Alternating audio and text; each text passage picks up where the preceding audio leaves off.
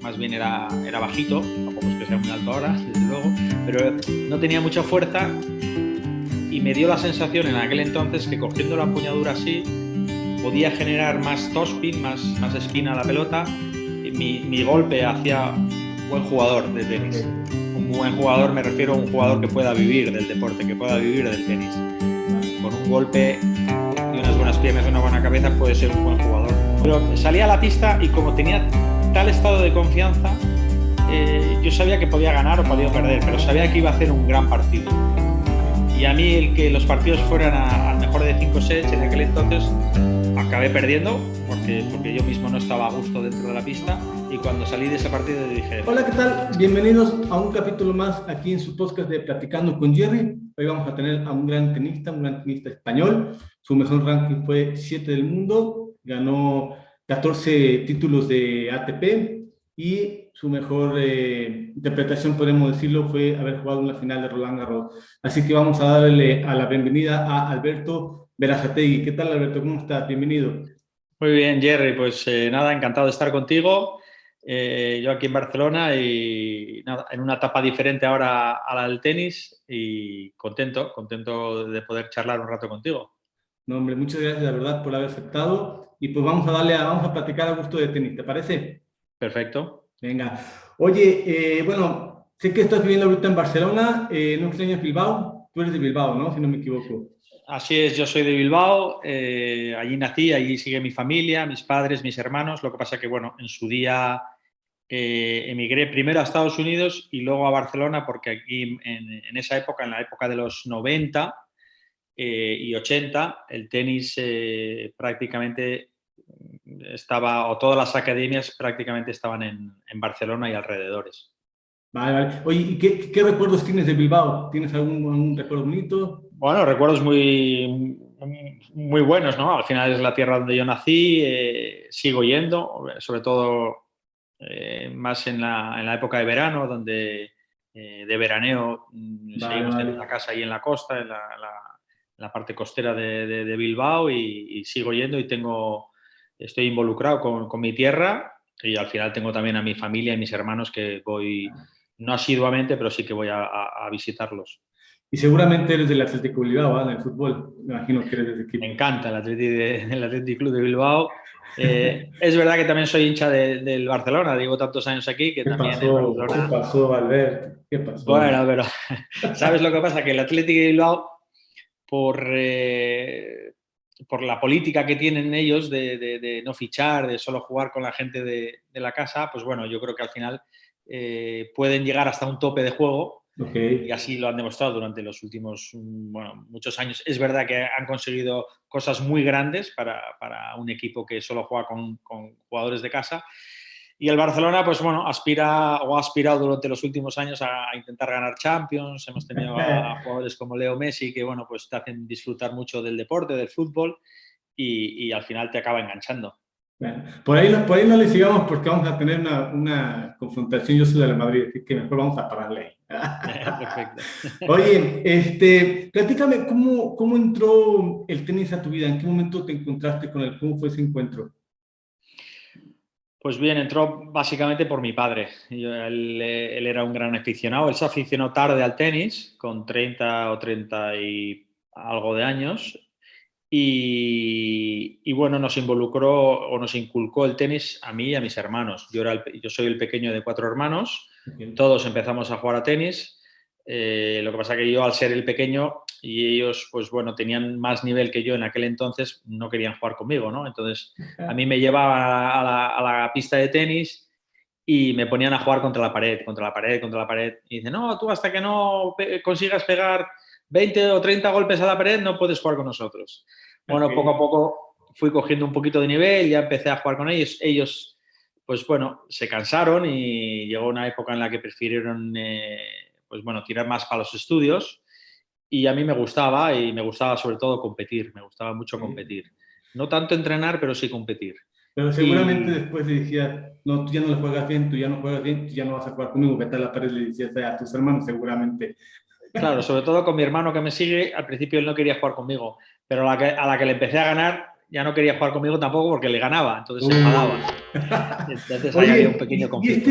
este inicio del tenis, sabemos que tú eres un conocido en cuanto a tus empuñaduras, que en esos momentos jugabas muy pasado, no sé cómo se diga allá, y que creo que me parecía que en el revés también le pegabas, o sea, la misma cara de la raqueta a la derecha le pegabas con el revés. Mi pregunta es, ¿fue una cuestión de instinto o así te enseñaron? No, fue de instinto total, ¿no? Porque es una empuñadura que nos enseña. Ok. Es una empuñadura western, que lo dirían más en la zona western o americana, una empuñadura muy pasada. Entonces, como tú bien dices, yo golpeaba con la misma cara de la raqueta y con la misma empuñadura tanto para el revés como para la derecha. Quizás es una empuñadura más de revés, pero curiosamente mi golpe bueno era la derecha. Ok. Y es una empuñadura en la que cuando yo era pequeño, bueno, pues más bien era bajito, tampoco es que sea muy alto ahora, desde luego, pero no tenía mucha fuerza y me dio la sensación en aquel entonces que cogiendo la empuñadura así podía generar más topspin, más espina a la pelota. Mi golpe hacía un poquito más de daño a mis contrarios y poco a poco se me fue girando la empuñadura. Yo notaba como que tenía más seguridad y es verdad que desarrollé un golpe muy bueno sobre mi derecha, pero dejé un poco descuidado mi revés. Yo al principio empecé a jugar al tenis a dos manos, también hubo una época en la que cortaba al revés, pero bueno, al final acabé con un golpe de revés que era un híbrido, ¿no? Era un golpe entre dos manos y al final acababa soltando la raqueta, un poco como el de Bjorn Borg, Ah, ok, ok, ok. pero guardando las distancias. Él tenía un gran revés y yo no Claro. tenía un gran revés. O sea, en la derecha, ¿inicialmente empezaste así o fue gradualmente No, empezando? yo empecé continental. Cuando empecé a jugar a tenis, a mí me enseñaron correctamente y me enseñaron cómo se tendría que hacer. Lo Ok. que pasa que fue un defecto propio que a mí, por la circunstancia esta de que a mí me daba la sensación de que yo conseguía golpear la pelota más fuerte Ujú, sí, sí. cambiando la empuñadura, se me fue girando y un buen día me encontré con que yo tenía la empuñadura muy pasada. En aquel entonces, como los entrenadores que yo tenía en Bilbao pues eran buenos o con el que yo empecé, pero también tenía dudas, vinimos a Barcelona cuando yo tenía 10 años, 11, a la escuela de Luis Bruguera, el padre de Sergi Bruguera, que luego fue el que me ganó en París, Vaya que... para ver si esa empuñadura Ok. tenía recorrido o tenía futuro. Vale, Y vale. nos desplazamos aquí desde Bilbao cuando yo tenía 10 años un día para hacer la consulta en la academia de Bruguera. Ok. Oye, y en esta etapa de niño juvenil, ¿tenías algún referente, algún ídolo? Bueno, en aquel entonces yo me fijaba mucho, mis referentes pues eran Mats Wilander, Ivan Lendl, los que veía yo por la tele, ¿no? Los que más me sonaban, ¿no? Pillé una época de John McEnroe Ok. y una pequeña época de Bjorn Borg, pero no tanto, ¿no? Más la época quizá de John McEnroe, un poco de Jimmy Connors, que también era un referente. Y luego ya cuando yo era un poquito más mayor, en el que me fijaba mucho porque tenía un estilo parecido de empuñadura, de juego y de estilo de juego en pista, me fijé mucho en Jim Courier. Jim Fury. ¿Y algún español, no? Pues españoles, mi referente o nuestro referente quizá en aquella época fue Emilio Sánchez Vicario, ¿no? Era con el que crecimos. Manolo Santana obviamente ha sido el referente del tenis español, pero para la época en la que yo comencé me quedó un poco lejana, ¿no? Ok. Manolo Santana, Manuel Orantes y otros tenistas de esa talla y de esa categoría. Lo que pasa que Emilio Sánchez sí que me pilló mucho más cercano y claro, yo veía los resultados, le veía jugar en televisión y bueno, pues poderlo ver en persona aquí, que algunas veces iba a los torneos, pues me impactaba, ¿no? Mira, mira. Y en este etapa también juvenil, infantil juvenil, ya yendo hacia profesional, ¿recuerdas el momento que tú dijiste, voy a ser tenista profesional? ¿Recuerdas tienes ese momento claro o no? Pues si te digo la verdad, yo jugaba al tenis, bueno, porque me lo pasaba bien, porque me gustaba competir, pero en ningún momento pensé, estoy haciendo esto porque quiero llegar a ser profesional, porque quiero un día ser tenista. Jugaba porque me gustaba y porque, bueno, cuando competía realmente pues las cosas me iban bien y me gustaba la competición. Es verdad que poco a poco, pues bueno, en mi época de cadete, junior, empecé a conseguir mejores triunfos porque en mi época infantil era bastante malo. Okay. Pero bueno, crecí y en cadetes en España pues quedé campeón ya de España. La Federación Española me empezó a llamar para jugar por el equipo español. Más adelante ganamos la Sunshine Cup con España.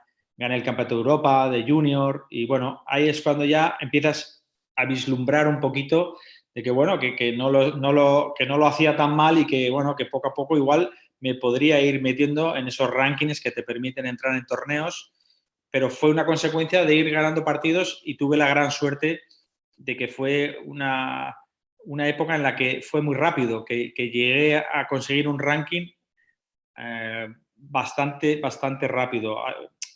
Luego, mirando hacia atrás, veo muchos jugadores que esa época o esa etapa de su carrera les cuesta mucho más y a veces eso te puede llegar a desesperar y te puedes llegar a poner nervioso porque, como todo el mundo sabe, el tenis es muy costoso. Cuando tienes que empezar sobre todo ya a viajar y no tienes apoyos de parte de las federaciones o de algún sponsor, pues realmente es un deporte muy caro, hay que costearse hoteles, viajes, entrenadores. Y si los resultados no acompañan, eso va en contra, sobre todo a nivel mental, de cualquier jugador o jugadora.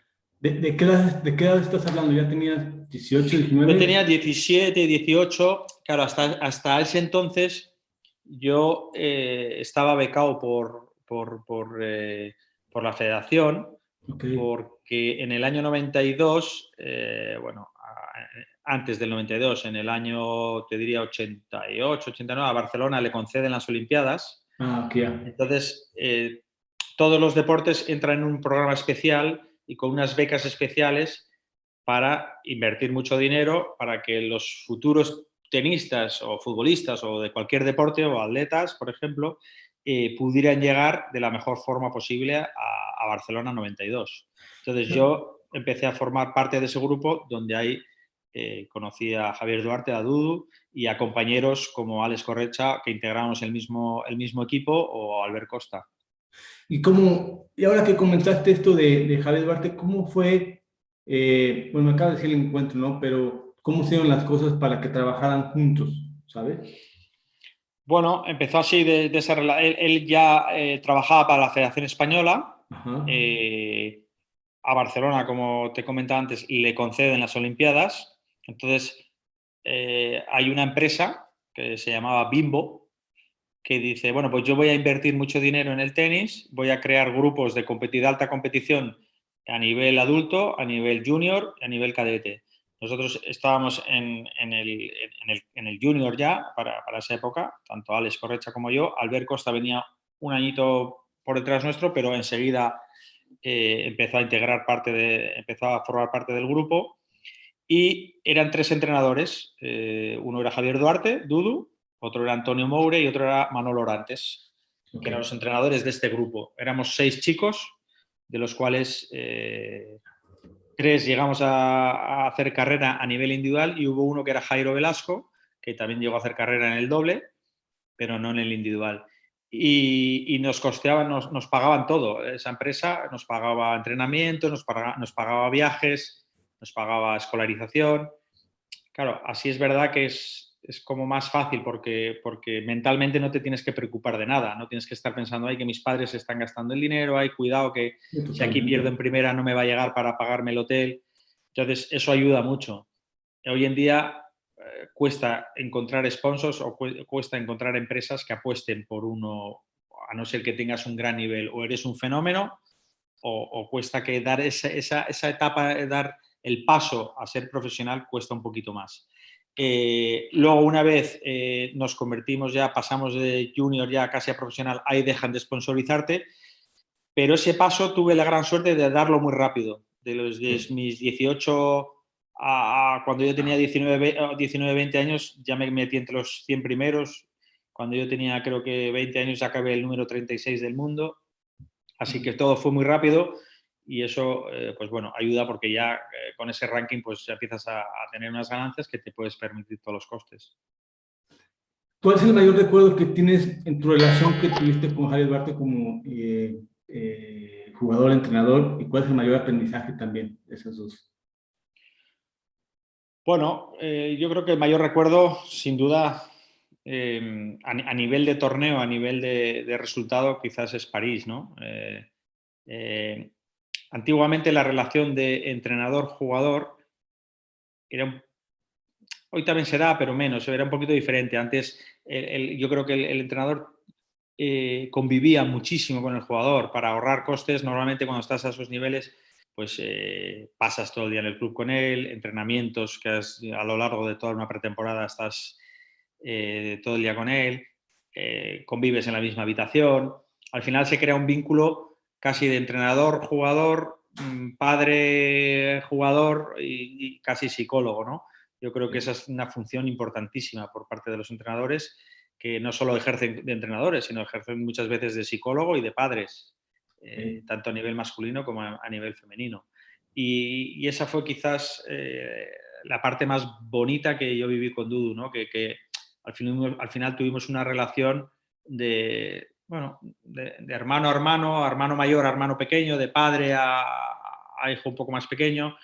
Y obviamente todas las relaciones al final cuando pasas, no te voy a decir 24 horas del día, pero sí cuando pasas 12, 14 horas conviviendo con esa misma persona, pues bueno, pues las relaciones, bueno, siempre salen rencillas o siempre salen, pero bueno, en definitiva, yo guardo un gran recuerdo de mi paso con Dudu, de mi carrera con Javier Duarte Dudu, y el recuerdo que tengo mejor pues quizá fue París, pero digo París porque fue como la culminación de un trabajo de muchos años, ¿no? Porque yo a Dudu lo conozco cuando él me ficha a mí cuando yo tengo 16 años, porque yo estaba en Estados Unidos estudiando y él siempre me quería fichar.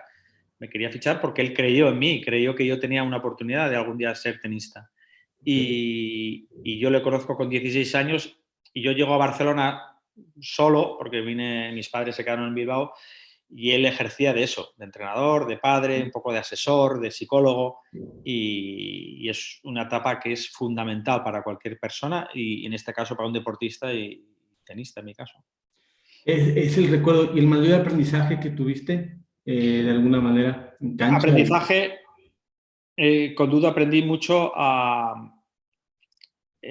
sobre la pista, sobre todo, obviamente de serie me venía lo de luchar y lo de correr y lo de no dar un partido perdido hasta el final, ¿no? Eso me venía como de serie, del interior. Pero con Dudu aprendí mucho, el mayor recuerdo yo creo que es la estrategia que él me hizo aprender en una pista de tenis, cómo tenía que afrontar los partidos. Él era un gran estratega, él era un gran conocedor de los rivales. Y técnicamente, seguramente igual había otros entrenadores que también eran muy buenos o mejor que él o peor, pero bueno, había grandes entrenadores, pero estratégicamente yo creo que él ha sido y es uno de los grandes entrenadores para mí de siempre. Y sobre todo cómo conocía a los rivales y dentro de la pista una vez estaba jugando, no solo yo, Alex Correcha o los jugadores que él llevaba, sabía en todo momento en los partidos cuando el rival flaqueaba un poquito más y cuando había que apretar un poco más y sabía sacar o sabía exprimir el 100% de cada persona, de cada jugador. Mira. Oye, Javier, digo tú, Javier, Alberto, perdón, en algún momento tú llegaste a comentar, yo te vi en algunas entrevistas, que un jugador se puede hacer con un golpe, unas buenas piernas y una buena cabeza, o sea, mentalidad. ¿Crees que hoy por hoy se puede hacer eso en la actualidad? Bueno, hay que matizar, un buen jugador, no número uno, un buen jugador de tenis. Okay. Un buen jugador me refiero a un jugador que pueda vivir del deporte, que pueda vivir del tenis. Vale. Con un golpe y unas buenas piernas y una buena cabeza puede ser un buen jugador, no un número uno. Pero, ¿qué es lo que fui yo? Yo fui un buen jugador con un golpe, una cabeza y unas piernas. Sí, No tenía saque, no tenía volea, no tenía revés. Sí, porque yo lo que te iba a decir, perdón si te interrumpo, yo No, tranquilo. recuerdo haber visto tus partidos, algunos partidos que vi, pues básicamente tú trabajabas, jugabas 3 cuartos de cancha derecha y el último cuarto era al revés, digo, así jugabas básicamente. Bueno, al final es lo que te comentaba un poquito de que Javier o Dudu sabía explotar lo mejor de cada uno. Él consiguió sacar lo mejor de mí. ¿Qué era lo mejor de mí? Mis piernas, mi derecha y mi cabeza. Ok, Él me inculcó también yo un poco, ¿no? Por mi forma de jugar, ¿no? Una estrategia y que yo tenía que cubrir lo más rápido posible mi zona un poco más débil, que era mi revés, y que yo tenía, ya que tenía la cualidad de que yo era muy rápido, tenía que aprovechar mi mejor golpe que la derecha. ok, Y bueno, poco a poco, moviéndome muy bien en pista y haciendo eso, fui ganando una forma de moverme por la pista que era muy veloz y con pocos movimientos me cubría al revés muy fácilmente, ¿no? Eso es verdad que me generaba muchas veces durante los partidos un desgaste mayor y muchas veces me acalambraba porque tenía que correr hacia mi zona de revés y luego volver hacia mi zona derecha y así hacerlo durante todo el partido. Pero quedó demostrado y se demuestra que no hace falta ser un fenómeno a nivel técnico. Muchas veces cuenta, es verdad que algún golpe tienes que tener, claro, pero claro. que demuestra que con tenacidad, que demuestra que con un buen físico y una buena cabeza puedes llegar a ser tenista. Yo hoy en día veo jugadores, no me gusta citar los nombres, ¿no? Pero veo jugadores que son, en mi época también los veía, que son prodigios, que son muy buenos técnicamente, que la pelota les va más rápida que a los demás, pero que muchas veces no llegan a meterse entre los 100 primeros. Y en cambio Claro. veo otros jugadores entre los 100 primeros hoy en día, entre los 50 primeros, que les veo con un juego un poco más limitado, pero que ahí están, que ahí siguen luchando y llevan años y años y ahí siguen luchando y se están codeando con los mejores, quizá con los mejores jugadores en esta época que ha habido en la historia, que obviamente que son Djokovic, Rafa y Claro. Federer, ¿no? Y se codean con ellos y pueden competirles y les hacen partido. Y bueno, no hay mucha diferencia de cuando jugaba yo, excepto que el material ha cambiado y corre un poquito más la pelota. Pero a nivel de juego, el juego es, en algunos casos, quitando los casos especiales, los top 10, top 5, que esos se les da de comer aparte. Pero hay muchos jugadores que con un juego parecido al que nosotros teníamos antes, con otras armas, porque tienen otras raquetas que despiden más y salen más, incluso el cordaje, todo, pues ha variado mucho. Ahí están entre los 50 mejores del mundo y hacen una carrera muy digna y hoy en día, sobre todo, ganando mucho dinero, que ha cambiado también eso, que el dinero Sí, sí, sí, me se gana imagino. muchísimo más dinero. Me imagino.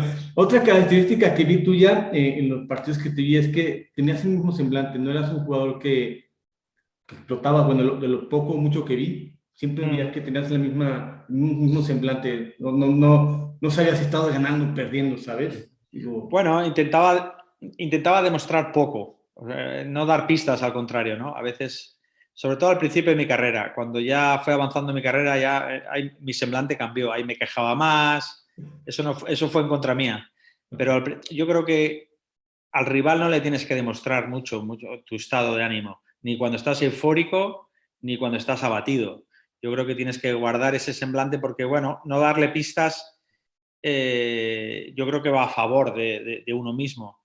O sea, que el jugador contrario, si le estás ganando bien o le estás apalizando, que él te vea sereno y que te vea no demostrando que euforia, pues como que vea, joder, el que tengo enfrente me está pegando una paliza y lo encuentra como normal. Y ya. cuando vas perdiendo, también hay que guardar tranquilidad y porque si empiezas a quejarte, a tirar la raqueta, como veo muchas veces, lo único que le estás demostrando al contrario, al jugador que tienes al otro lado de la red, más ganas. Mira, a ver si le gano este punto para ver si se cabrea más y a ver si rompe la raqueta. Ya, ya, No, ya, ya. tranquilidad oye, si no hay muchas veces que las cosas no salen como uno quiere, pero también hay que afrontarlas. Pero si hablamos en una etapa juvenil, cualquier jugador, no vamos a hablar aquí, cualquier jugador, ¿Crees que tiene que pasar por ese proceso de cabrearse, acá decimos, Sí, yo creo acá que lo es decimos bueno. diferente, perdón, o sea, yo diría, bueno, uno empieza a jugar y dice, vamos, voy a imitar a Federer, ¿no? Que pues también vemos a Federer y sabemos que tiene la misma cara ganando, perdiendo, pero tú estás de acuerdo, ¿no? Que un jugador tiene que pasar por ese proceso, ¿no?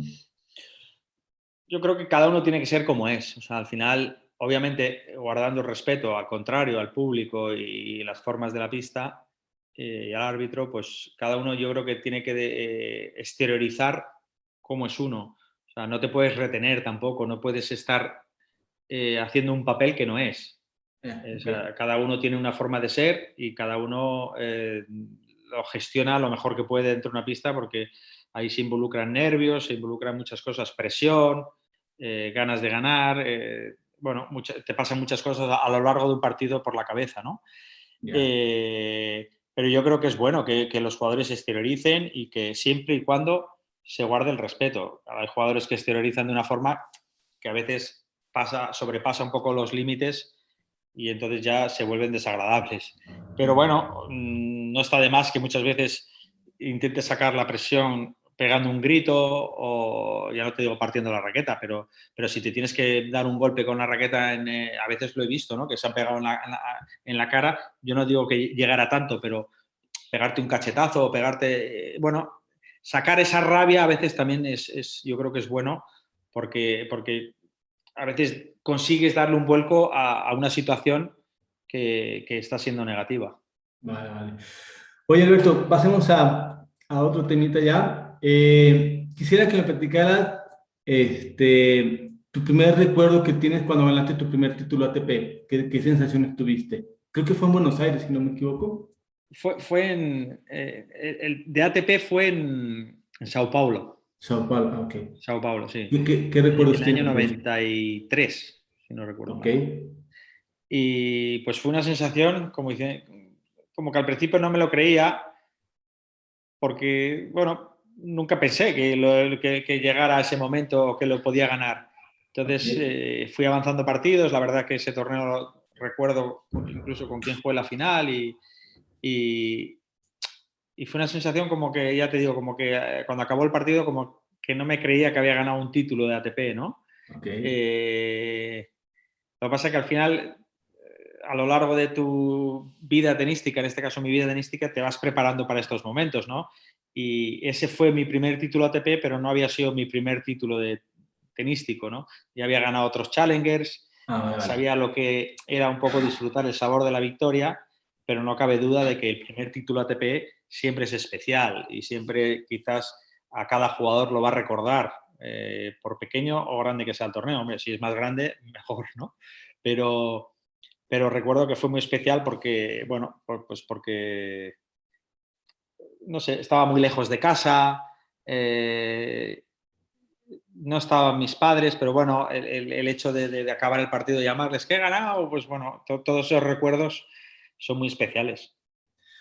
Y entrando una vez en las ligas mayores, ya estamos hablando cuando estabas, bueno, no sé si cuando llegaste a la final del Roland Garros ya estabas en top 10, pero quisiera que me platicaras cómo fue las sensaciones en el camino de partido tras partido, una vez llegando a la final del Roland Garros, porque, bueno, tú llegaste a una, pero hay jugadores que, pocos como Rafa Nadal llegó a 14, ¿verdad? Pero está muy, Eso es otro es mundo, marciano, eso es. pero no todos los días se juega una final de Roland Garros. Quisiera que me platicaras esa experiencia de lo que recuerdes, no todo, no partido tras partido, pero sí lo que las sensaciones, me la creo, no me la creo, aquí puedo llegar, no aquí puedo llegar, ¿sabes? Yo tenía 21 años, sin duda no me creía que podía llegar a la final de París. Es más, yo venía la semana antes de París, de Roland Garros, yo venía de perder en la final de un ATP en Bolonia, en Italia. Y, y lo que recuerdo es que llegué a París y no sé si fui a entrenar o me encontré o fuimos a cenar con Albert Costa y le dije, bueno, he venido a París para aprender, recuerdo la conversación, he venido aquí bueno, pues a morir. Pero los dos nos reíamos porque, bueno, éramos los dos, yo un poquito más mayor que él, pero los dos muy jóvenes y íbamos a París a ganar experiencia. Yo sobre todo no iba pensando en que tenía alguna opción de hacer una final en París o tener opción de poder disputar el título, ¿no? Entonces, bueno, venía con mucha confianza, estaba jugando muy bien y fui pasando partido a partido. La verdad es que estaba en un estado de confianza tremendo y me tocó muy pronto también jugar en la pista central y es como que la noté como muy fácil jugar en esa pista central, ¿no? Las distancias las veía muy grandes, veía cuando juegas en una pista muy grande como que ves más huecos, cuando te metes en una pista pequeñita no ves tantos huecos, ¿no? Y, y bueno, fui pasando partido por partido. Es verdad que me tocaban rivales buenos como Kafelnikov, Ivanisevic, Piolín, incluso Javier Frana, que yo los veía a todos como muy lejos, ¿no? A todos buenísimos, que claro, los estaba continuamente, todos eran mayores que yo y los había visto por la tele, pero salía a la pista y como tenía tal estado de confianza, yo sabía que podía ganar o podía perder, pero sabía que iba a hacer un gran partido. Okay. Y a mí el que los partidos fueran al mejor de 5 sets en aquel entonces incluso me venía bien porque yo ponía un nivel o un ritmo de juego muy alto. Es verdad que luego a mí me cogían calambres y ese ritmo a mí como que me beneficiaba en aquel entonces. Y tuve la gran suerte de que todos mis partidos hasta llegar a la final fueron a 3 sets. Okay. Los gané todos en set corridos y en cambio el de la final empecé perdiendo los 2 primeros, gané el tercero, pero ya ahí empecé con los problemas de calambre, ya tenía muchos calambres porque a lo que el partido, aparte de la final en París es al mediodía, hacía calor y ahí la verdad es que estaba acalambrado y Sergi fue mejor que yo. Pero tuve la gran suerte antes de ese partido de poder ganar todos mis partidos a 3 sets. Oye, y si tuviera la oportunidad de regresar, vamos a poner que existe esa fácil, vamos a hipotéticamente que hay una máquina del tiempo y pudieras regresar a este partido, ¿harías algunos cambios o no? Sí, hubiera hecho cambios. Hubiera hecho cambios en algunos aspectos de mi juego, otros obviamente no los hubiera tocado. Yo creo que lo bueno lo hubiera dejado y lo malo lo hubiera intentado mejorar, ¿no? Pero sí que también hubiera implementado y me hubiera esforzado más en ir más hacia adelante, hacia la red, ¿no? Okay. O sea, al final yo tengo la estatura que tengo, que mido 1,73 y yo sabía que por mucho que lo mejore, mi saque no iba a ser un saque portentoso. Al final no es un tema de ciencia, ¿no? Pero sí que podría haber mejorado un poquito más mi resto y podría haber mejorado un poquito más el atacar e irme hacia la red y acabar más puntos en la red. Porque, bueno, muchas veces tenía que jugar el punto 3 y 4 veces. Tenía a mis rivales contra las cuerdas, pero como no subía, no me atrevía a subir, tenía que volver a empezar los puntos, ¿no? Y eso, pues no cabe duda de que era un desgaste mayor, si cabe, ¿no? Y si hubiera sido un poquito más valiente en aquel entonces o lo hubiera sabido hacer un poquito mejor, pues eso me hubiera ayudado. Otros aspectos de mi juego, pues bueno, quizás el resto lo podría haber mejorado un poquito y el revés, obviamente el revés. Pero yo recuerdo también es verdad que si miras atrás y dices, hombre, si hubiera tenido mejor revés, igual no me hubiera cambiado tanto de derecha y no hubiera hecho tanto daño. O sea, al final, claro, una cosa compensa la otra, ¿no? Muchas veces. yo recuerdo que en los reveses, el video, los tomabas muy arriba, te costaba mucho trabajo tomar la revés, ¿sabes? Lo que me costaba mucho trabajo era medir dónde tenía que hacer el impacto. Nunca sabía si lo tenía que coger aquí arriba o aquí abajo, o no sabía interpretar. O sea, a mí me venía a la derecha y me daba igual si me venía alta la bola, baja, porque tenía una forma de colocarme que yo el golpe lo adecuaba a mí. O sea, yo cogía siempre la derecha a la altura que a mí me convenía. O pegaba un saltito o me iba para atrás rápidamente porque sabía leer. Pero en cambio, no sé si es por un tema de la lateralidad, en el tema me venía al revés y no sabía interpretar la bola que me llegaba. No sabía interpretar si yo me iba para atrás, la iba a pegar a la altura perfecta donde a mí me iba mejor o la iba a pegar muy arriba que a mí me venía muy mal y muchas veces lo que dices tú, ¿no? Mucha gente me sacaba con el kick y me sacaba aquí arriba y yo no sabía coger nunca la medida exacta para poder restar y ahí es donde yo sufría más, ¿no? Ya. Pero bueno, por eso tenía que ser más rápido todavía, si cabe, intentarme girar de derecha para no tocar tantos Sí, reveses. no. Me imagino, pero sí fue una cosa particular que lo llegué a ver, pues. Oye, seguramente ganaste muchos partidos a grandes jugadores como Marcelo Ríos, Patrick Rafter, Andrea Agassi, Iván Isevic. ¿Qué partido llegaste a disfrutar más el haber ganado? O sea, ¿sabes? El de Andrea Agassi. ¿Ese en dónde fue, perdón? Se fue en octavos de final del Open de Australia. Ok, ¿y por qué? ¿Fue por el clima, Bueno, por porque todo lo que quizás hubo? cuando yo empezaba, Agassi era un referente mundial, Andrea Agassi era el jugador, ¿no? El jugador que jugaba en todo tipo de superficies, el jugador que el público siempre estaba enamorado de él. Y yo recuerdo que en el año 94 clasificó para los 8 mejores y yo venía a hacer la gira de Sudamérica, que venía de jugar en tierra batida, todos mis torneos, y los otros que clasificaban ya habían clasificado y ellos estaban jugando la gira europea que era en pista cubierta, en indoor, que antes era rapidísimo.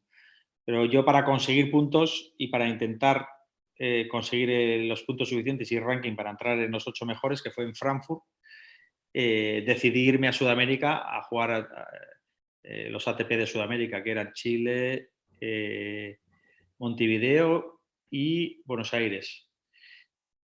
A la que yo consigo ya tener los puntos suficientes porque gano en Chile y gano en Montevideo, en el torneo de Buenos Aires decido retirarme y rápidamente hacia Frankfurt a entrenar. Lo que pasa es que, claro, llegué con 3 o 4 días de antelación a que empezara el máster, el torneo de los 8 mejores.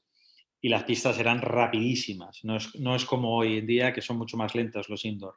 Antiguamente era como una moqueta, una lona que la pelota resbalaba. Era Hanover, el Hanover era el que no había callejón, ¿verdad? ¿Estás hablando de eso? Sí, que solo estaba el individual. Sí, ajá, sí. Sí, y ahí me tocó en el grupo de Agassi. Bueno, total que yo entrené 2 días y justo en el partido de Agassi, en el segundo punto, claro, al final cada tipo de pista, sea hierba, sea tierra, sea pista dura o moqueta, que esto era moqueta, tiene una movilidad diferente, te tienes que mover un poquito diferente en cada superficie, ¿no? Okay. En tierra resbalas, en hierba llevas taquitos e intentas hacer pasitos cortos, y en moqueta, pues bueno, también tienes que saber moverte. Y claro, yo llevaba, ya te digo, 2 días entrenando allí, no me enteraba de la película prácticamente nada. A mí me costaba mucho jugar en ese tipo de pistas por mi empuñadura y por mi estilo de juego, y me toca Agassi en primera. Y Agassi me metió una paliza, claro, Agassi jugaba muy rápido. Claro, a mí me venía todo como a cámara rápida, ¿no? Y en el segundo punto encima me caigo y en el dedo de la mano derecha caigo así con la raqueta en el suelo, me resbalo y se me inflama. Y se me pone el dedo pues muy hinchado. Morado. Pero yo decido seguir jugando, me ponen un vendaje, pero cuando un tenista sabe, ¿no? Que cuando te sale Bueno, una seguir. ampolla o tienes una articulación que la tienes un poco hinchada, no es lo mismo. Y bueno, total, que pierdo ese partido, acaba el máster y Agassi como que hace una crítica a los que clasifican al máster, que no puede ser que vengan de torneos de tierra, que si el circuito o el máster se juega en pista dura, que tendrían que estar jugando en pista dura, y hace una crítica hacia mí, ¿no? Entonces, unos años después me encuentro en los octavos de final de ahí de Australia y recuerdo que en el túnel del camino hacia la pista central del Open de Australia estaba él esperando con el raquetero, con Brooke Shields, porque él estaba casado con Brooke Shields en aquel entonces. Y Brooke Shields se estaba riendo, y le iba diciendo en inglés, cariño, a ver si acaba rápido, porque claro, viendo los antecedentes anteriores, pues me había ganado casi siempre bastante rápido, pero yo estaba jugando muy bien. Total que empezó ganándome rápido, 2-0, pero poco a poco le fui dando la partida, era partido nocturno, y al final acabé ganando en 5 sets, y cuando acabó el partido me dio la mano y me dijo, enhorabuena porque has mejorado en pista rápida muchísimo. Y le dije, wow, tampoco tanto, pero... Y me encontré, al salir en el túnel, me encontré a Brooke Shields en el mismo sitio donde me la había encontrado al entrar, pero llorando. No, no, no. No, no, no, pero bueno, pero qué padre, ¿no? Son esas anécdotas que tú te quedas para ti, para contar, porque tampoco se le gana a Agassi, bueno, no se le podía ganar a Agassi todos los días, ¿verdad? Digo, No, efectivamente, yo creo que para mí fue el mejor recuerdo que tengo en una pista de tenis, no simplemente por el hecho de ganar a Agassi, que es muy grande, sino por el hecho de cómo yo estaba jugando y lo bien que estaba haciendo las cosas dentro de una pista de tenis. Yo creo que es cuando mejor he jugado yo al tenis en mi vida, ese Open de Australia. Por eso que me tocó un cuadro durísimo. ya. Oye, y entiendo que tú te retiraste muy joven, creo que a los 28 años, si no me equivoco. Así es. ¿Por qué tan joven? ¿Qué te llevó a tomar esa decisión tan pronto? Bueno, al final fueron un pequeño cúmulo de cosas. Empecé a perder un poco de ranking, es verdad. Tuve varias lesiones, una de tobillo, que en Miami me torcí el tobillo un poco fuerte, y luego los calambres, sobre todo los calambres. Ok, Y yo había jugado, después de esa final de París, había jugado unos cuantos Roland Garros más, y en todos los Roland Garros que yo jugué después del que yo hice final, sobre todo en dos de ellos que yo recuerde, tenía la predisposición, el cuadro y cómo yo estaba jugando para mínimo poder haber hecho otras semifinales o quién sabe si poder haber hecho otra final, ¿no? Lo que pasa es que en todos ellos los partidos se me complicaron porque la gente también juega muy, los demás también son rivales muy duros y me acababa acalambrando y cada vez que iba a Roland Garros me acalambraba y tenía, no abandonaba, pero hubo un año, en el año 98 creo, que tenía un cuadro y yo estaba jugando muy bien, llegué a París el número 11 y yo estaba jugando octavos de final, pero en cuartos había ganado, en cuartos, en 16 sí, en 16 había ganado un jugador que era Arbati, Dominique Arbati, un jugador sí, checo que era durísimo, y muy le gané en rápido. 5 sets, pero acabé tan acalambrado que tuve una rotura de, bueno, en la pierna Ok, de un tendón, una pequeña roturita, pero claro, que me impedía moverme con la facilidad antes. Entonces, al partido siguiente me tocaba un jugador marroquí que era Hisham Arazi, sí, que cómo nunca me no. había ganado, ni en rápida ni en tierra nunca me había ganado. Pero claro, perdí en el año 98 y yo veía que tenía un cuadro para volver a hacer casi otra final, porque tenía un cuadro y yo estaba jugando el mejor tenis de mi vida, que fue el año que justamente también gané a Agassi en Australia. Pues ese año llegué a París como 11, el número 11. Después de París gané un partido más en todo el año. Me rompió de cabeza. Solo conseguí ganar un partido más en todo el año. Y esas cosas me fueron mermando, pequeñas lesiones, fui perdiendo ranking, tenía que volver a los torneos de inferiores, porque fui, no ese año, porque en el 98 al final acabé 19 o 20, creo que acabé.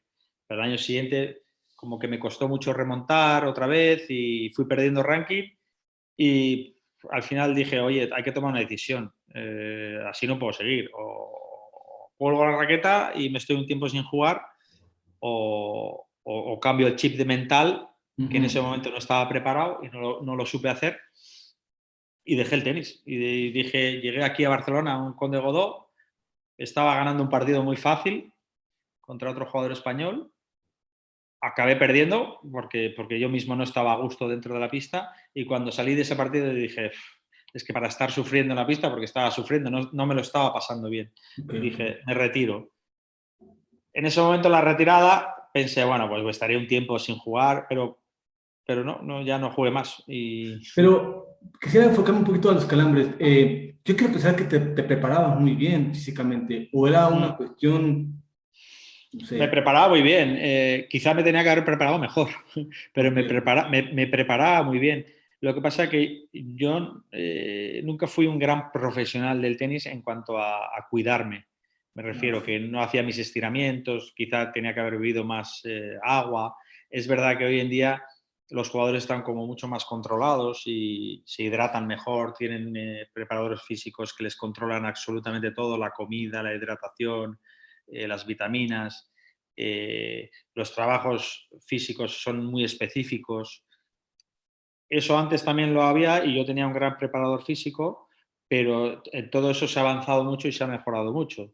Lo que pasa que, bueno, por mi parte, ya te digo, no hacía los estiramientos cuando me tocaba, no me hidrataba cuando me tocaba, tenía la peculiaridad de que yo tenía una forma de juego como muy agresiva a nivel de movilidad y tenía que correr mucho, y al final yo también tenía un tipo de músculo muy explosivo, corto pero explosivo. Eso al final se traducía en que yo, pues bueno, entre que tenía que correr mucho, que los médicos me decían, no, es que tú gastas, hay una cosa que llaman el ATP de los músculos, lo gastas antes porque tú pareces muy tranquilo, pero en realidad eres muy nervioso y ese nerviosismo te hace gastar como la energía de los músculos antes.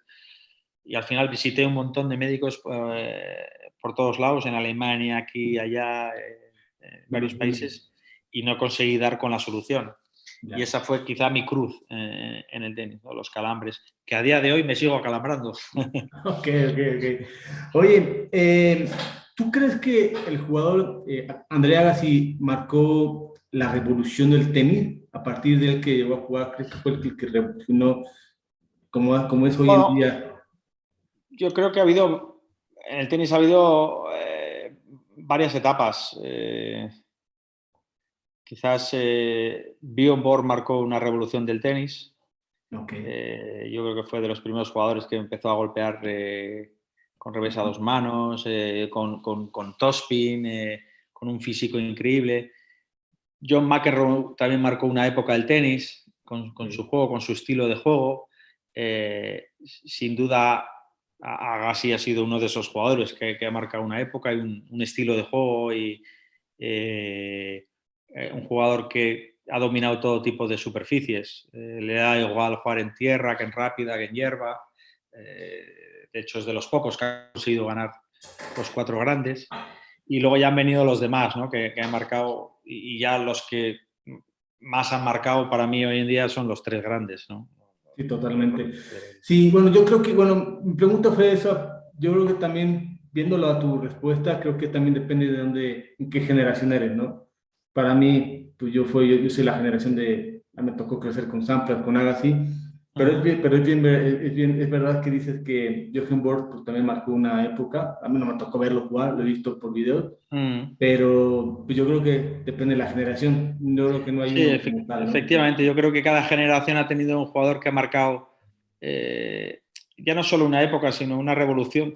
Pero lo que es verdad, lo que dices tú, quizás los que han revolucionado un poquito el tenis, Agassi sin duda, porque jugaba a una velocidad diferente a los demás y conseguía jugar tanto de derecha como de revés. Y ya no solo de jugar la velocidad, sino que cogía la bola muchas veces, parecía que la cogía a bote pronto. Ya. Él nunca se salía de la No, línea a de veces fondo. agarraba la volea de top, a veces también. Sí, él jugaba encima de la línea y de ahí no había forma de moverle, ¿no? Sí, sí. Pero es verdad que quizás jugadores de otra época, yo creo que como Bjorn Borg marcó una revolución en el tenis, ¿no? Hace poco mencionaste también de los 3 grandes, ¿no? Los que vienen siendo Federer, Djokovic y Nadal. Quisiera tocar este tema como cuestión la parte mental. En algún momento llegué a leer un tuit de alguien de aquí de México, no me acuerdo quién, pues, pero decía que ellos 3 están en otro nivel mental que los demás jugadores, años luz, esa fue su expresión, ¿no? ¿Tú qué piensas sobre eso? Hombre, sin duda deben estarlo para aguantar todo lo que han aguantado y para, al final, entre los 3, ahora es verdad que Federer está un poquito fuera ya del tenis, pero en los últimos, no sé, 15 años o un poco más, incluso 18 años, entre los 3 se han repartido todos los Grand Slams, salvo uno que ganó Cilic y Del Potro ganó uno y no sé si ha habido, Wawrinka creo que ganó otro. Alguno más ahora han perdido, pero prácticamente se los han repartido entre ellos 3. Sí, sí. Y para estar a ese nivel, y yo creo que el uno por el otro se han ido haciendo cada vez más grandes, ¿no? Claro. Mentalmente, Sí, porque es que yo como yo lo creo que veo, sobre son ellos todo para 3. mí Djokovic y Nadal mentalmente son increíbles. Federer tenía otra cosa que tenía un aura, un instinto, una facilidad que parecía que mentalmente también fuera muy bueno, pero yo creo que era muy bueno tenísticamente y mentalmente era un poco inferior, para mí, inferior a Djokovic y a Rafa. Mentalmente, para mí también, David Ferrer. Para mí, David Ferrer mentalmente era una máquina. Lo que pasa es que no ha tenido el juego quizás que tenían estos tres grandes. Pero sin duda que para llevar tanto tiempo como lo han hecho ellos, haber ganado tantos títulos grandes, tantos Master 1000, tantos Grand Slams, los tres tienen que ser buenos, muy buenos tenísticamente y mentalmente. ¿La mente se puede trabajar como aprendes en un golpe? ¿Tú estás de acuerdo en eso? ¿Sabes? Se puede trabajar, sin duda se puede trabajar. Tenemos el caso de Federer. Yo recuerdo a Federer cuando yo estaba terminando mi carrera. Federer era junior y Federer rompía raquetas como nadie. Federer tiraba partidos como nadie. Y Federer, cuando no tenía el día, era muy desagradable en la pista. Ah, sí, también. Seguro que eso lo trabajó y mira, luego Federer, lo que tú comentabas, no sabía si ganaba o perdía, mantenía el semblante igual y eso se trabaja. Recuerdo otro jugador que creo que era Krajicek, Richard Krajicek, que también él habló un día y dijo: mi vida cambió tenísticamente cuando contraté a un psicólogo y él me cambió mi forma de estar en la pista, mi forma de actuar, y eso me hizo ser un jugador grande. Luego acabo ganando Wimbledon también. Así que yo creo que mentalmente se puede trabajar, se puede mejorar. Siempre hay que poner parte de uno mismo para poder llegar a hacerlo. Totalmente, totalmente. Oye, muchos jugadores, hoy por hoy hay muchos jugadores que se les llaman, bueno, hay uno en particular hoy, pero hay muchos jugadores que no se comportan muy bien en cancha o ya se pasan de ese límite de comportamiento. Yo recuerdo mis generaciones, estoy hablando de hace 30, 40 años, no recuerdo haber visto muchos jugadores groseros, vamos a llamarlo así. ¿Por qué crees que es el cambio tan brusco, tan, no sé si drástico, pero lo veo más ahora que antes? ¿Por qué crees que se debe a eso? Bueno, afortunadamente no hay muchos. Hay unos, quizá pocos, y sobre todo hablamos de uno, pues todos sabremos de quién estamos hablando, ¿no? Sí, seguramente. Muchas veces yo a veces le veo jugar y es como una imagen que se ha creado también, ¿no? Eso le ha hecho ser más conocido. Eh, Mucha gente va a verle para ver si monta un lío en la pista, para ver si monta un show. Pero sobre todo a partir, yo creo que el que revolucionó un poco eso fue John McEnroe. Sí, imagínate. McEnroe la liaba constantemente, sobre todo la liaba con los árbitros. Ok.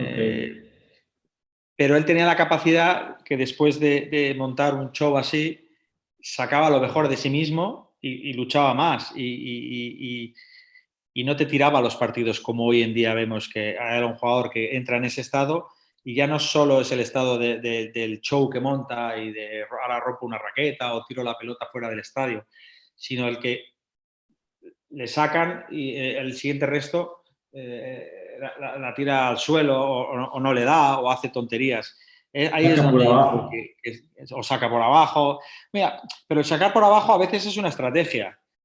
Aquí tenemos un jugador en España, Davidovich, que él es un Sí. luchador nato, que muchas veces saca por abajo, pero lo hace como estrategia. Que no queda muy bonito, quizás no queda bonito, pero al final, si le sacas rendimiento a algo que no queda muy bonito, pero o sea, lo que pasa es que nos han inculcado desde toda la vida como que el tenis tiene que sacarse por arriba, que tiene que ser muy correcto. Claro, claro. Es como que cuando te hacen una gilet, pues parece que te están tomando el pelo, ¿no? Que la pelota bote y vuelva al otro campo, parece que se estén riendo de ti. Pero es una forma de jugar, de como otra cualquiera, ¿no? Pero es verdad que hoy en día se ven quizás algunos comportamientos ya no de enfados, sino de tirar los partidos y ser grosero con el árbitro, con el contrario, y eso es lo que... Incluso. Sí, esos son los comportamientos que quizás... Lo que pasa es que no es fácil a veces tomar esas decisiones, ya la han castigado muchas veces, pero no aprende. Entiende. Es que lo que no entiendo, o sea, porque pues, tienen el dinero para poder pagar esas multas. Digo que para mí, que yo soy de abajo, pues o sea, son cantidades que no, o sea, no entiendo por qué no pueden meter un castigo pues, muy severo, ¿no? Al final, ¿sabes lo que creo yo? Que ese tipo de gente que hace esas tonterías no les gusta el tenis, en realidad. Juegan porque son muy buenos, porque Okay. han sido fenómenos desde pequeñitos.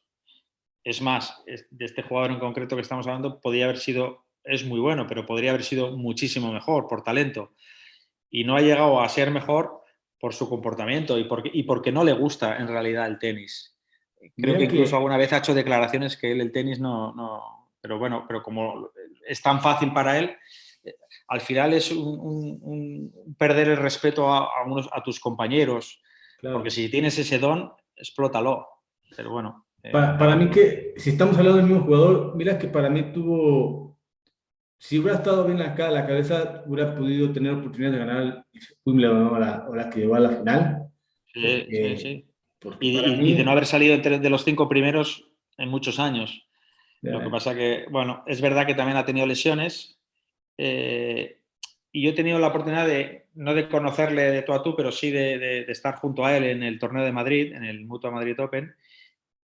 Y luego fuera de la cancha, la verdad es que es una persona tranquila y amable con la gente y no te monta el show. Por eso a veces pienso que también es como un poco de marketing, ¿no?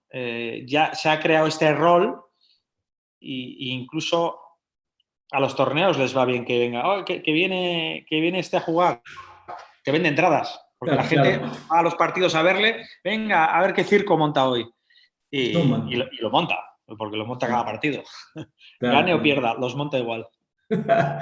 No, sí está. Una vez comentábamos con unos amigos míos y decíamos, ¿a quién prefieres ver? ¿A ese jugador o a otro jugador? Y decía, mira, es que yo como siendo tenista, prefiero ver un tenis mucho más, a lo mejor no es tan llamativo como él, pero bueno, pues cada quien tiene sus decisiones y sus gustos. Pero yo no, si voy a verlo, obviamente, pues sí lo voy a ver, pero si me das otras opciones, prefiero ver otros partidos. Pero bueno, eso ya cada Sí, quien. No. exacto, exacto.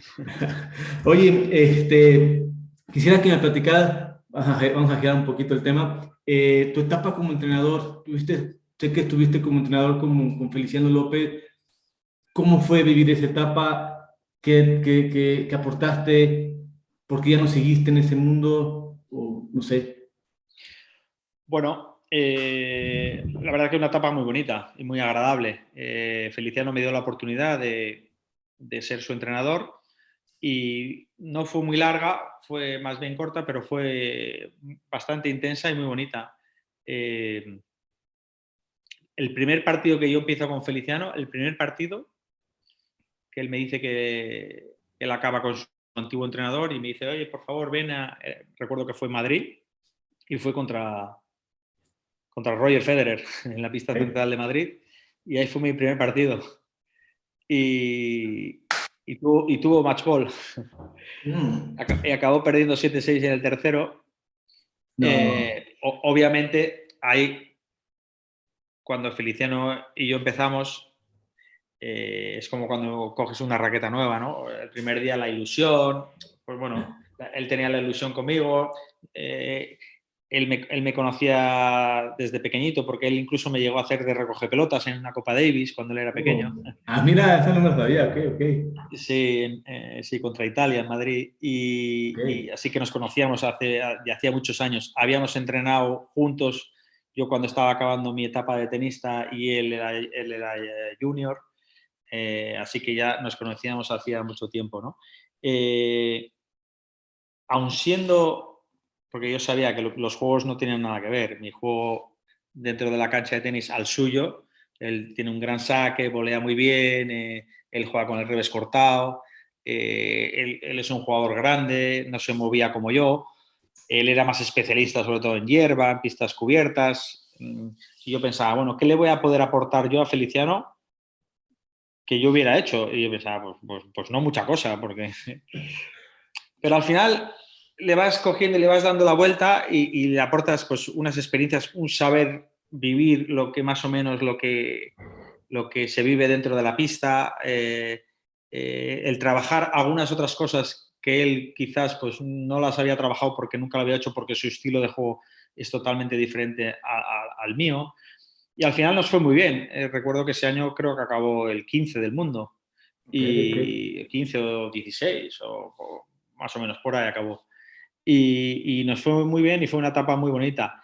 Y lo dejé, pues bueno, simplemente porque al final el tenis te exige viajar muchísimo, te exige pasar muchísimas horas fuera de casa. Yo tenía familia, tenía hijos y bueno, se me complicó mi vida familiar y lo tuve que dejar. Simplemente lo dejamos por eso, no porque la relación se hubiera deteriorado ni porque le estuviera yendo mal. Equilibrio, ¿no? Más que nada. Efectivamente, el tenis al final se pasan muchísimas semanas fuera de casa y si un jugador te tiene como entrenador hay que estar al lado, no puedes ser entrenador a la distancia. Yo creo que hay que ser entrenador a pie de pista y ahí ves cómo está un jugador, ¿no? Claro, claro. Y actualmente estás como asesor de la, bueno, quiero pensar que aparte tienes otros trabajos, pero comúnmente se te conoce como, eres asesor del famoso torneo de la Mutua de Madrid. ¿Cuánto tiempo llevas ahí? ¿Cómo te sientes? Pues he estado, yo creo que 7, 8 años a raíz del torneo de Madrid. A mí me ficha, que en paz descanse, Manolo Santana. Ok.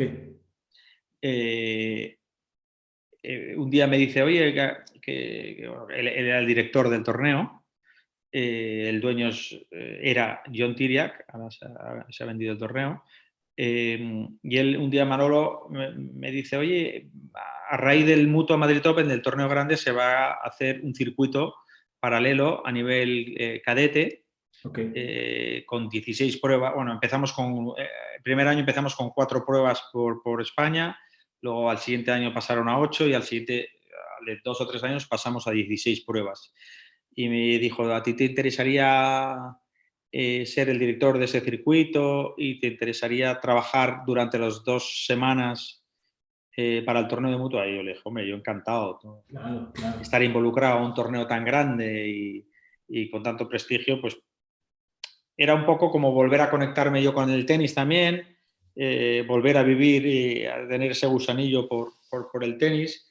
Y bueno, la verdad es que han sido 8 años conectado con el Mutua Madrid Open, maravillosos. Hace un año el torneo se vende a IMG y yo les dije que no me venía tan bien viajar tantas semanas porque yo tenía que viajar a los torneos estos junior y eran 16 torneos también durante la temporada y al final, bueno, pues de mutuo acuerdo dijimos, oye, pues hace un año les dije, oye, no voy a poder continuar y ellos también lo vieron justo y creyeron que también era una buena y una bonita forma de acabar la relación y hace un año que dejé de ayudar o poner mi granito de arena con el Mutua Madrid Open.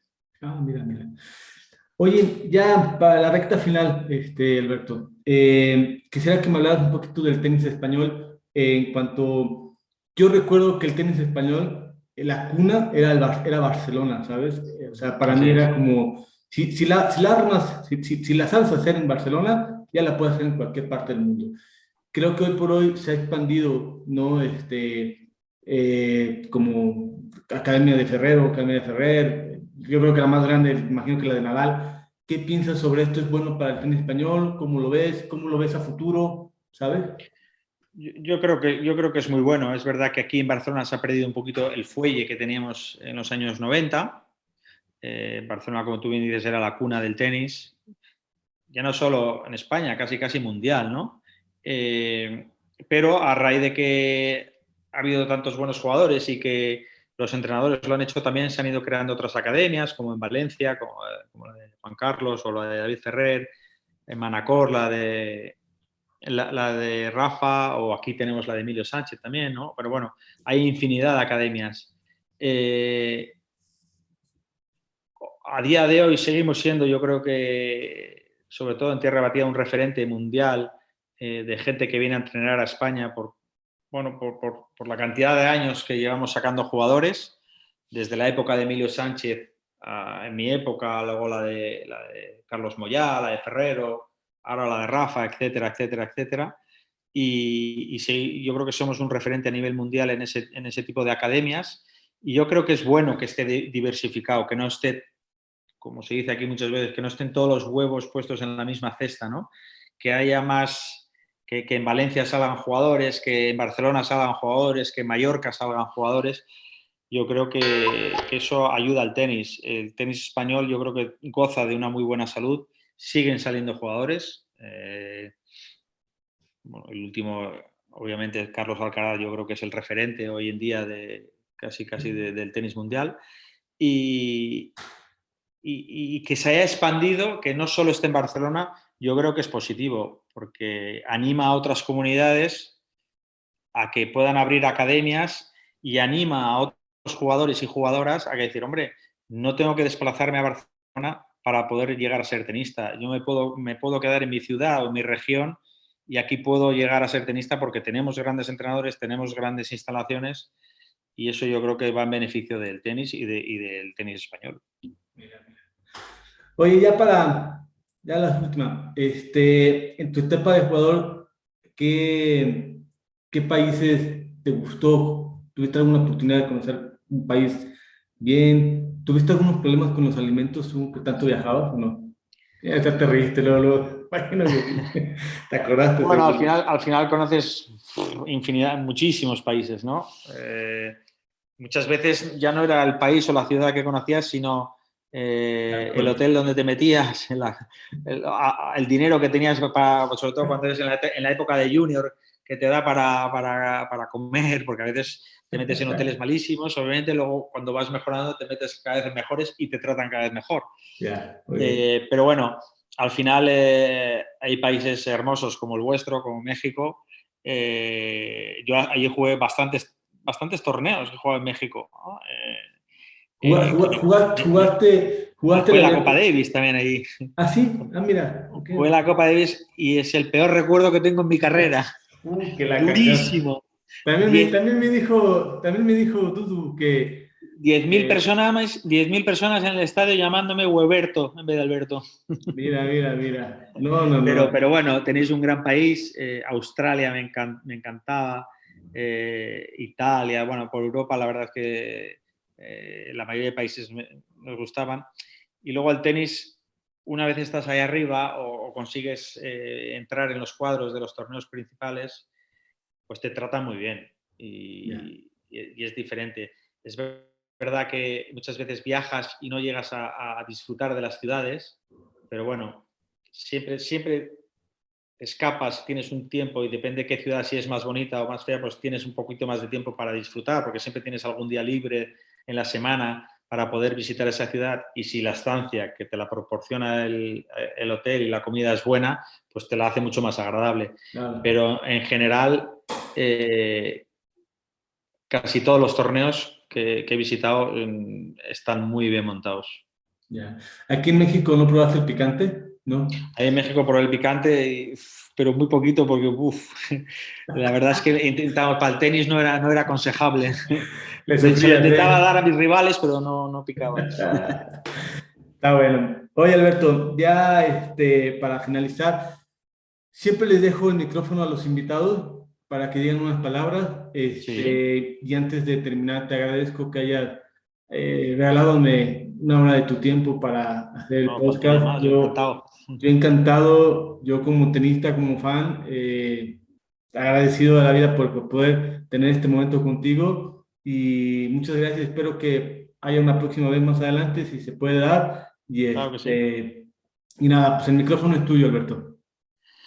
Bueno, oye, darte a ti las gracias. Yo creo que la manera que haces de difundir el tenis, el deporte, en este caso el tenis, porque tú eres un amante del tenis, yo creo que es importante para mí y para personas que aman a este deporte, y que lo hagas de esta forma. Yo creo que también tomas mucha parte de tu tiempo y de tu vida para poder hacer estas entrevistas, que sin duda me imagino que habrás hecho muchísimas.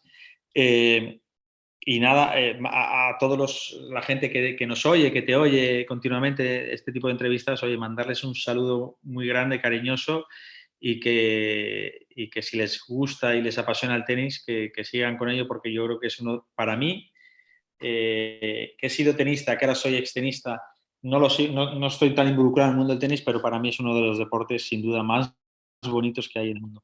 Sí, totalmente.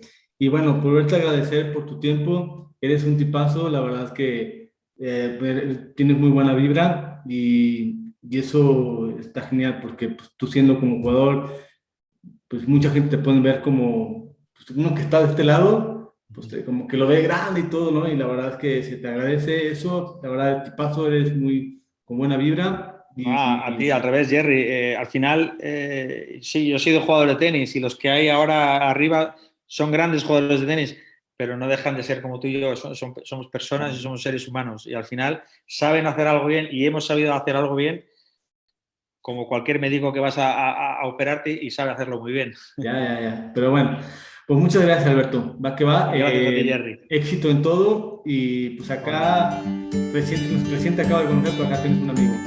Muchas gracias, Jerry. Encantado y aquí tienes otro en Barcelona. No, muchas gracias. Está bueno. Pues muchas gracias a todos por habernos acompañado. No se olviden suscribirse al canal y... ¿Qué tal, amigos? ¿Cómo están? Bienvenidos aquí a su canal de Platicando con Jerry. En este canal vas a encontrar muchas historias muy interesantes, muy inspiradoras con deportistas mexicanos y deportistas de otros países. Así que lo que queremos es crecer juntos y por eso te pido por favor que te suscribas al canal donde dice suscribirse dándole clic a la campanita y si te gustó algún video por favor dale like o comenta qué te pareció el video. Así que nos vemos pronto y no se te olvide suscríbete al canal. Gracias.